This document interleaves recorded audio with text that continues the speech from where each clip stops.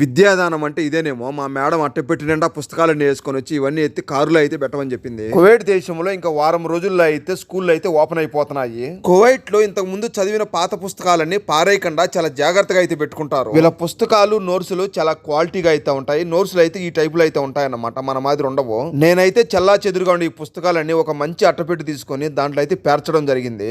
ఒకసారి ఇలా school subject అయితే గమనించారండి. ఇవి వచ్చేసి పిల్లల పుస్తకాలు, అంటే మనకు ఆవు అమ్మ అని ఉంటది కదా, ఆ మాదిరి అనమాట. కువైట్ లో వీళ్ళ దేశం గురించి, ప్రపంచం గురించి ప్రతి ఒక్కటే కూడా సబ్జెక్ట్ అయితే ఉంటది. వీళ్ళ రైటింగ్ గానీ పుస్తకాలు గానీ మనలాగా ఉండదు, కొంచెం రివర్స్ గా అయితే ఉంటది మనకు వీళ్ళకి సబ్జెక్టు. ఇక్కడ పుస్తకం ఓపెన్ చేస్తానే కువైట్ కి సంబంధించిన రాజు అయితే వచ్చినాడు. ఈయన కువైట్ రాజు, ఈయన ఈ మధ్య చనిపోయినాడు. కువైట్ ప్రజలకు కువైట్ పరిపాలించిన రాజులైనా కూడా గవర్నమెంట్ అయినా చాలా ఇష్టం, అందుకే చనిపోయిన వెంటనే రాజుని అయితే పుస్తకాలు ఎక్కించినారు. ఇవన్నీ నోట్ బుక్లు, ఒక్క పేపర్ కూడా జినిగిపోకుండా చాలా నీట్ గా అయితే ఉన్నాయి. ఒక్క సంవత్సరం అయినా కూడా కువైట్ దేశంలో పాత చరిత్రలే కాకుండా కొత్తగా ఏమైనా కట్టడం జరిగినా ఏదైనా సరే మళ్ళీ పుస్తకంలో ఎక్కిస్తారు. ఇక్కడ చూడండి, ఇది బ్రిడ్జి అన్నమాట.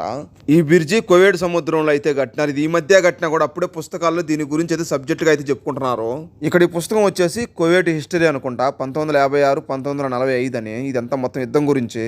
ఈ బుక్ వచ్చేసి సోషల్ సబ్జెక్ట్ అనుకుంటా, మొత్తం మ్యాపుల గురించి అయితే ఉండాది. ఇక్కడైతే సముద్రం కూడా ఉండాది. ఇప్పుడు మా కువైట్ పిల్లలు చదివేసినారు కాబట్టి ఇవన్నీ ఎత్తుకొని మా మేడం స్కూల్ ఎదురుగా బాక్సులు ఉంటాయి, వాటిలో అయితే వేసినామని చెప్పింది.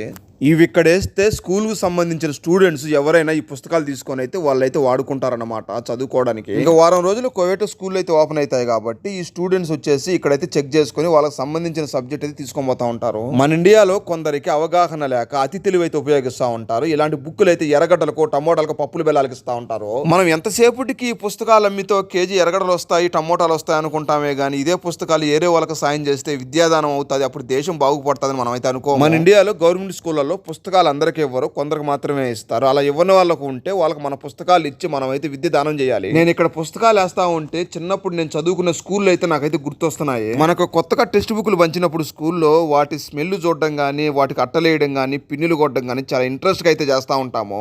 ఫ్రెండ్స్, నేను చివరిగా చెప్పేది ఏంటంటే మనం వేరే క్లాస్కి వెళ్ళేటప్పుడు మన పాత పుస్తకాలు ఖచ్చితంగా లేని వాళ్ళకి ఇవ్వాలని నేనైతే కోరుకుంటున్నాను. మన ఇంట్లో ఉండే పెద్దోళ్ళకు కొందరికి తెలియదు కాబట్టి ఊర్లోకి ఎర్రగడ్డలో ఎవరైనా వచ్చినప్పుడు వాళ్ళకైతే కేజీల ప్రకారం వేసి ఎర్రగడ్డలు తెచ్చుకుంటా ఉంటారు. అలా అయితే చేయొద్దని చెప్పండి.